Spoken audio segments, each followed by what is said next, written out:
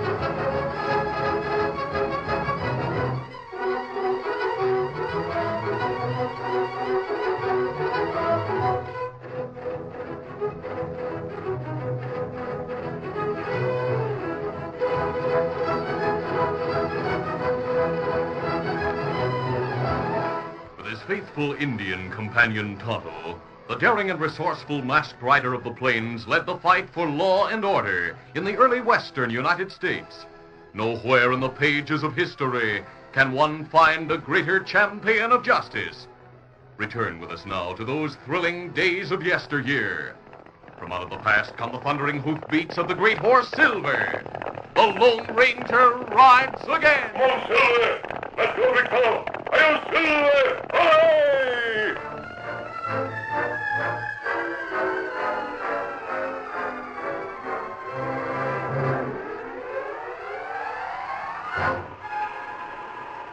Snow was falling heavily as the Lone Ranger and Tonto rode the trail across the plains of northwest Texas. The masked man and his Indian companion had headed north after hearing of a series of crimes committed by 3 men in the northwest Texas territory. Little was known about the crooks. The descriptions given by victims were vague and contradictory, since the gunmen had always worn bandanas across their faces and kept their hats well pulled down. Tonto mentioned this fact as he and the masked man rode through the storm. Nobody seemed to know what crooks look like, Kimasabi. Yes, I know. They've been clever and cautious in their moves, Tonto. We have no way to trail them in storm. We're about 20 miles from the town where they committed their latest crime. Just outside of Batesville that they held up and robbed a train. We're hoping that we've managed to pick up more information about them around Batesville. I think they'll hide out someplace in the vicinity because of this weather.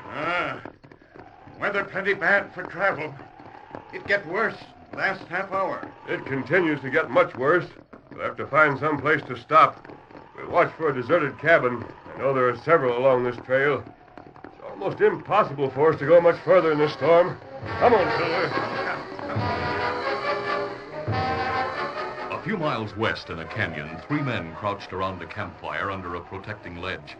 One of them, a young man in his early 20s, pulled his coat tighter and spoke complainingly. Jeff, we stay here with this blizzard getting worse by the minute, we'll be in real trouble. Oh, stop complaining, Hal.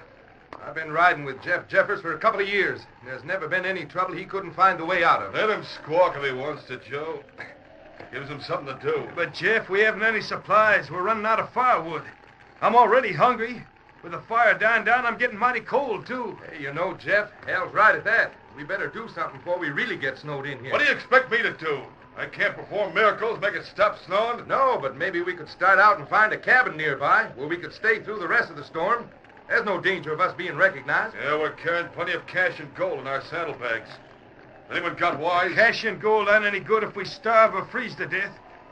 I don't care what you want to do. I'm getting out of here. I can't stand this any longer. All right. Take it easy. We'll set out and try to find a cabin someplace. Let's saddle the horses and get going. Meanwhile, the Lone Ranger and Tonto had pushed on a short distance through the storm until they saw a small ranch house a few hundred yards back from the trail. We'll head for that place, Tonto. Me not see smoke come from chimney. Me think it deserted. I hope so. I will save explanations about my mask. Come, Silver, come, boy. Scout. Come, fella. Soon, the two men pulled to a stop at the ranch house, which was a fairly large one with a barn attached. Oh, Silver. No one here, Tonto. Luckily, there's a barn attached to the house where the horses will be out of the storm.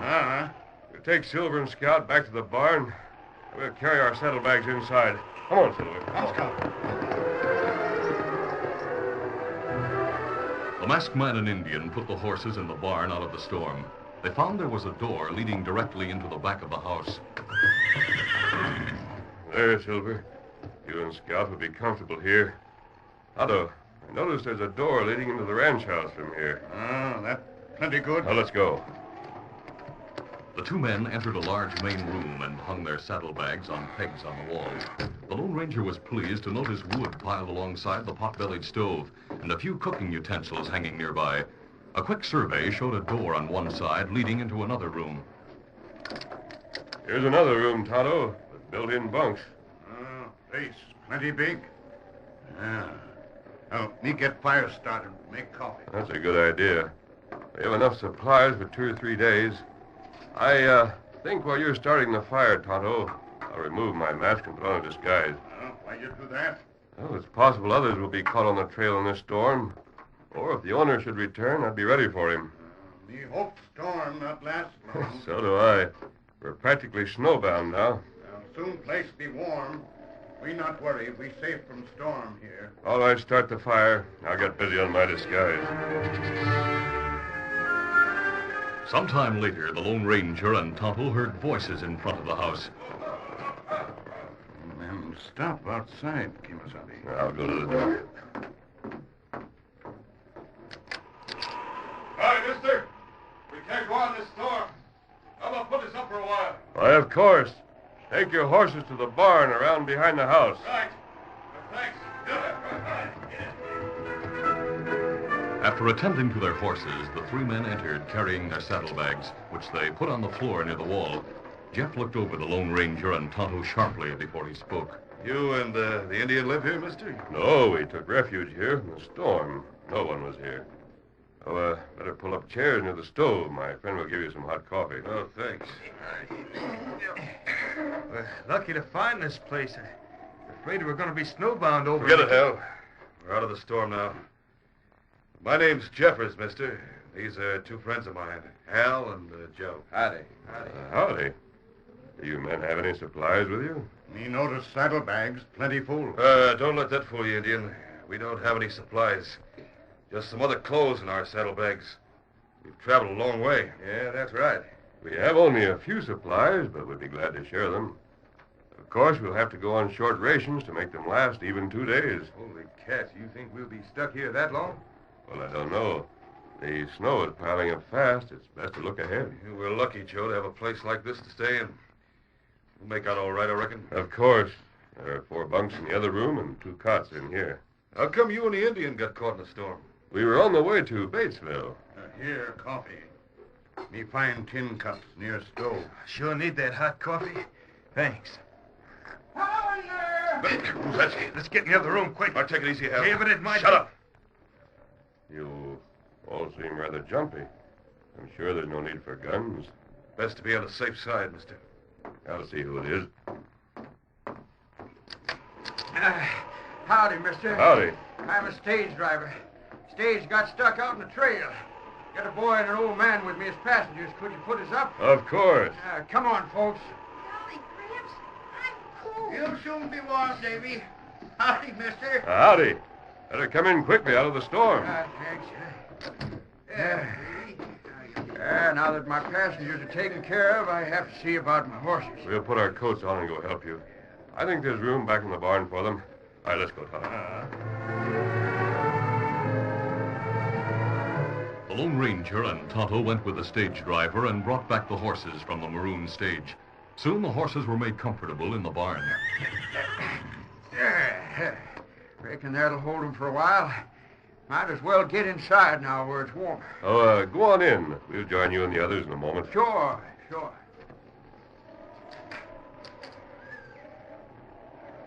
Tonto, there's something odd about those three men who came here a while ago. I'd better not call you by name in front of them. Me notice. Them seem plenty nervous. Strange they're traveling without supplies, unless they left someplace in a big hurry. Yeah, they'll bear watching. What we do know about supplies? We not have much since others come. We'll make what we have last as long as possible. All right, let's go inside now. The afternoon wore on slowly, and the storm continued with even greater fury. At nightfall, Tonto carefully measured out the supplies and prepared a meager supper for the group. After they had eaten, Jeffers was the only one to complain. Hey, Indian. That wasn't enough to keep a bird alive. Sure you'll not hold it back on us? Only give each one the same amount. Supplies go fast. My friend and I have only enough to last us 2 days. With 6 more people to feed, it's almost all gone right now. What'll we do when it is gone? We may be stuck here a long time. We'll starve. We'll have to put up with the circumstances as they are, Hal. We'll melt snow and boil the water for drinking purposes. At least we'll not go thirsty. That's right. Yeah, we passed a farm about a mile back along the trail. Too bad we didn't get stuck back there. Of course, it might as well be 10 miles away for all the good it is to us with that storm raging. If the storm stops, it might be possible for one of us to get through to the farm and bring back supplies. Man would be a fool to try it. I knew of a man who got stranded and froze to death in a storm like this less than a quarter of a mile from his own place. Yes, that's possible.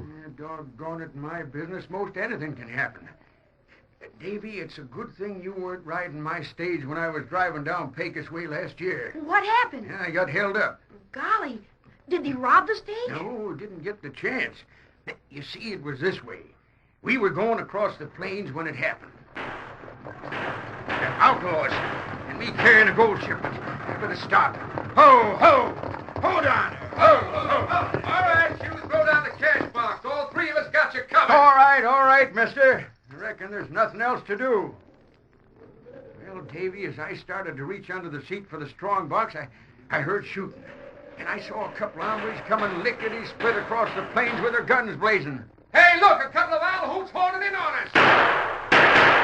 Ow! I'm hit. You all right, driver? Jiminy, a masked man and an Indian. We're not here to rob you. We came to help. We'll tie these crooks and put them into the coach. You take them to the sheriff in town. Sure, mister. And thanks a lot. You kept him from getting a gold shipment. Golly, didn't the masked man say who he was? No, Davy. But he gave me this to show to the sheriff. See there? A silver bullet. All is carried. I remember the masked man rode a big white stallion. That's interesting, driver. I think we should make preparations to turn in for the night. My Indian friend and I'll take turns keeping the fire going. Well, come on, Joe, Hal. Use the bunks in the other room. Good night, folks. Good night. Night. Hey, I'm not ready to turn in yet, Jim. Shut up and listen. You heard the story the driver just told, didn't you? Yeah, sure. I heard of the masked man he mentioned. I noticed that tall hombre in there is carrying what looks like silver bullets in his gun belt.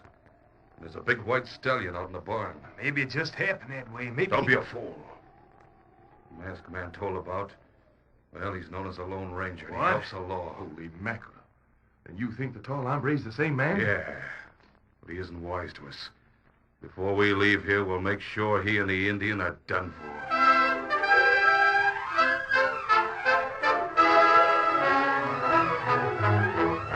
The curtain falls on the first act of our Lone Ranger adventure. Before the next exciting scenes, please permit us to pause for just a few moments.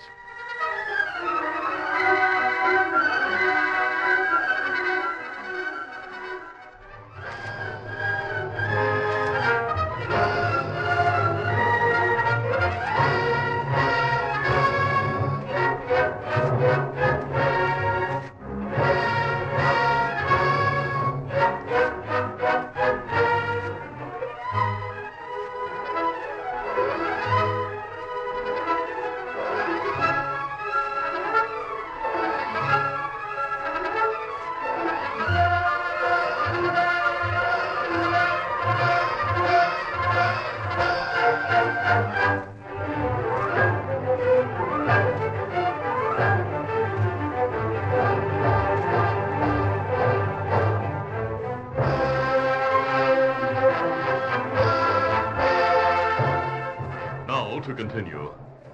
After the three crooks had gone into the other room and shut the door behind them, the Lone Ranger beckoned to Tonto to follow him into the barn. We'll look at the horses. We'll be back in a few minutes. Sure. Go right ahead, mister. Tonto, there's still something about those three men I don't like. That way me feel. They've been jumpy ever since they've been here. After the driver told that story, I noticed Jeffers looking at me sharply, as if he suspected who I am. I may notice that.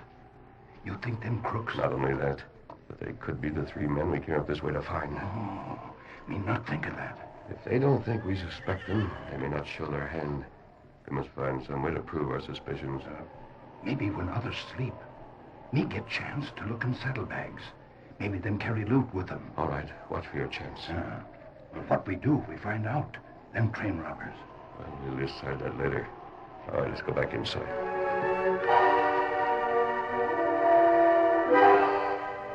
As the night wore on, the others in the ranch house made themselves comfortable and tried to get some sleep. Tonto and the Lone Ranger spread blankets near the stove, but neither of them slept. Later, when Tonto felt sure the others were sleeping, he crawled from under his blanket and went to investigate the crook's saddlebags. A few moments later, he touched the Lone Ranger and whispered, Kimasabi. Yes. Me find gold, cash in saddlebags. Me sure now, them crooks who rob train. The men we were after. And the wind has eased up, and the moon is shining, Tonto. The storm's over. Because a boy and old man, we better not capture him now. All right. Get Scout and try to break your way through to the farm a mile from here. Bring help. Maybe we able to surprise him when them sleep. If Jeffers knows who I am, he'll be on guard. They don't know what we've found out. Yeah, it's almost dawn. You think you can make it to the farm? We go now. Good. Tonto left quietly and started through the snow toward the farm a mile away. The going was slow and difficult, but finally Tonto reached the trail and started toward the farmhouse. As the first faint flush appeared in the eastern sky, Tonto saw some horsemen stopped a short distance ahead. He saw that they were gathered around the snowbound stagecoach. Get him up, Scout. In a few minutes, he reached the stranded stage and pulled rein. Oh, Scout. Oh, fella. Hi, Indian. Know anything about the folks who were on this stage? And me glad me find you. You sheriff? Yeah, I'm the sheriff. These men are a posse that started out hunting some crooks. But what about the stage here? You said you knew what happened to the driver and passenger, so speak up. Come on, Well, them find shelter in small ranch house back yonder. Good. I'm glad to hear they're safe. But them not safe.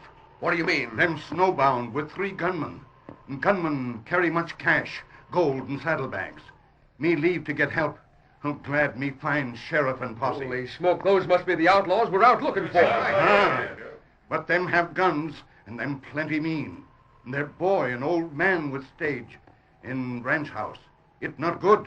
Friend tell me, come get help. By Jiminy, we better get there as quick as we can. Let's go, men. And we'd better be prepared for trouble. Those 3 hombres are killers. Get up now! Get up, Scout!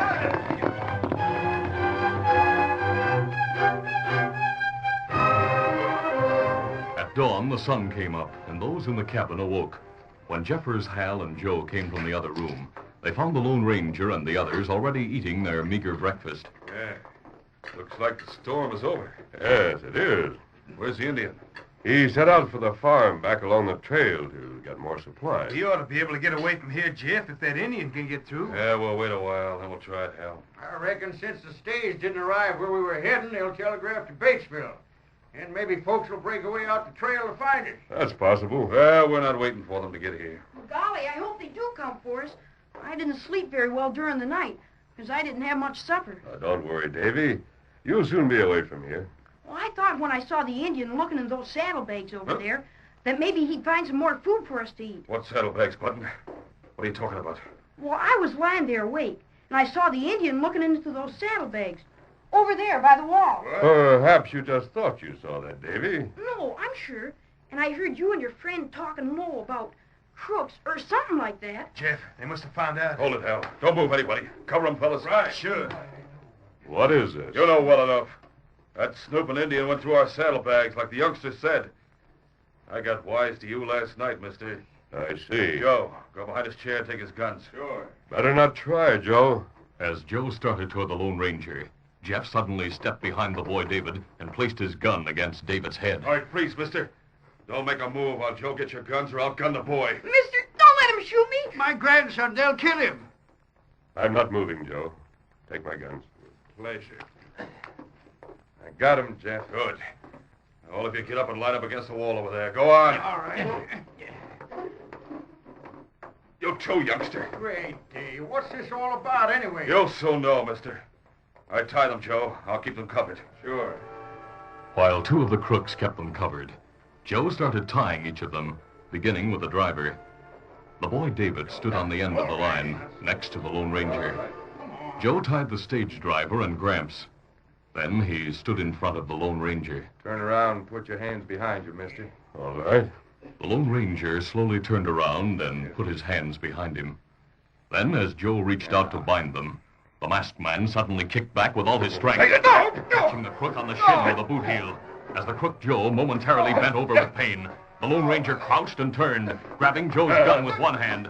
Then with the other, he sent the man sprawling back against Hal. Look out, hey! Well, that should do it. I'll get him. Quiet! The bullet from the Lone Ranger's gun struck Jeff in the wrist, causing his gun to fly from his hand and land some feet away. But Hal, recovering his balance after Joe fell against him, suddenly grabbed Joe as a shield. He can't hit me, and I still have my gun. Hey, let go. He'll plug me. Stand still, or I'll plug you myself. As Hal momentarily struggled to keep Joe in front of him, the Lone Ranger quickly leaped behind the pot-bellied stove, which was close to him. Hey, he's behind the stove now. Let go, Hal, or you'll shoot and kill me. Maybe, and he might even plug me, too. But not before I put bullets in the boy and the old man. Don't let him shoot us. Hey, Jiminy, he might manage to plug us at that before the taller fella could finally blast them both. I'll manage it, all right. Now, you, behind the stove, you better not chance any shooting, unless you want to see the boy and old man get it. The Lone Ranger, protected now by the stove, weighed the chances of gunning Hal as he stood behind Joe. Part of Hal's arm showed as he reached alongside Joe's body to aim his gun. But in spite of his expert marksmanship, the Lone Ranger hesitated to risk hitting the unarmed man Hal used as a shield. Then, too, he realized that even if he shot Joe, and then the crook who was holding the gun, there was a possibility that the boy David or his grandfather or both might be shot. The tense silence was broken by Hal. You're in a position to gun us both, mister. Of course, you'll have to gun Joe first to get me. But like I said, while you're doing it, I'll gun the boy and old man. Tell him to drop his gun, Hal. To toss it out here, then I'll go pick up mine. Yeah, good idea. Toss your gun out here, mister. If you don't, even though I know we'll get plugged, I'll start throwing lead at the boy and Gramps. If you toss out your gun, mister, they'll most likely shoot us all, including you. You'll have to take that chance. I'm not taking that chance. Mister, I'm giving you a count of 3. You don't toss out your gun, I'll start shooting. Whether you try to gun us or not. 1. Oh, things are sure gonna happen now. Gun them both, mister. I'm willing to take the risk. Now, wait, Hal. If he fires, I'm the first to take a bullet. Shut up. 2. As tension mounted, the crook Joe moved uneasily, but he knew Hal would gun him in the back if he tried to jump aside. Meantime, the Lone Ranger thought quickly. Though it was against his code to shoot an unarmed man, he realized it was that or risk letting Davy and Gramps be killed. He decided to shoot fast and make each shot count in hopes of preventing Hal from using his gun. Just as he was about to squeeze the trigger, it happened. Somebody shot through the window. Don't move, you. I'll pick up that gun. Man alive, I thought this was the end for us. Look, there's the Indian. He must have been the one who shot through the window. Yeah, and he has the sheriff and his men with him. You all right, Kemosabe? Yes, Tonto, but you came just at the right time. Anything might have happened. We were out hunting for these 3 crooks when we were caught in a storm. We put up at the farm down the trail. That's fortunate for us, A Sheriff. farmhand managed to get in and reported the stage was stuck on the trail. We started out early this morning and then met the Indian not far from here. Ah, and me tell him about 3 men who have plenty gold cash in saddlebags. Cash and gold?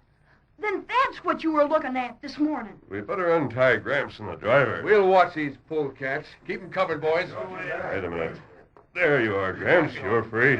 Thanks, mister. Davy, you shouldn't have told about seeing the Indian go through the saddlebags. That's what started all the trouble. It's all right, Gramps. Davy didn't realize they were train robbers. But in the future, Davy, Don't tell what you see and hear unless you're sure it isn't going to hurt people. Well, I promise, mister. But golly, are they really train robbers? Yes, Davy, and killers. Great day. Just think of us being snowbound with coyotes like that. Well, I'm sorry I started trouble. Yeah, we were wise to that tall hombre. Trouble would have started sooner or later. Shut up, you. We'll fix your wounds and then take you to town. You should be able to get through now, Sheriff. Sure, we'll make it. These guns on the table are mine, Sheriff, so I'll take them. I'll ride on ahead and break the way for you to follow. All right, mister. We'll see you all in town later. Goodbye, David. Bye, mister. Kimasabi. Yes? Maybe boy like silver bullet, like driver have, huh? Oh, why, of course. Here, David. Oh, golly. Thanks a lot. Adios, all. Goodbye, mister. Me have saddlebags, Kimasabi. Good, Tonto. See, driver? I have a silver bullet like yours, too. Uh-huh. That's sure nice of him to give you that. I wouldn't give mine away for anything. Huh? What's all that about a silver bullet? No, I have one here. See here? I found out a masked man who helps the law was the one who saved my stage once from a holdup. And later I learned he was a... What? Jumping Jiminy, that tall fella who just went out gave Davy a silver bullet just like mine. He didn't have a mask on, so his face must have been disguised or something. But now I'm sure he's the Lone Ranger. What? The Lone Ranger? Golly.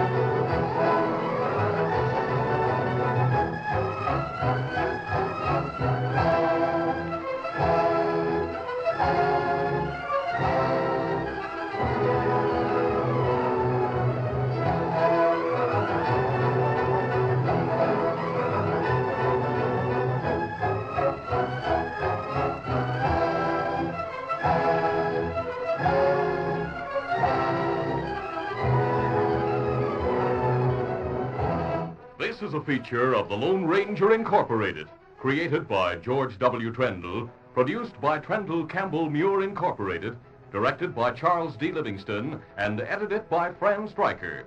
The part of the Lone Ranger is played by Brace Beamer.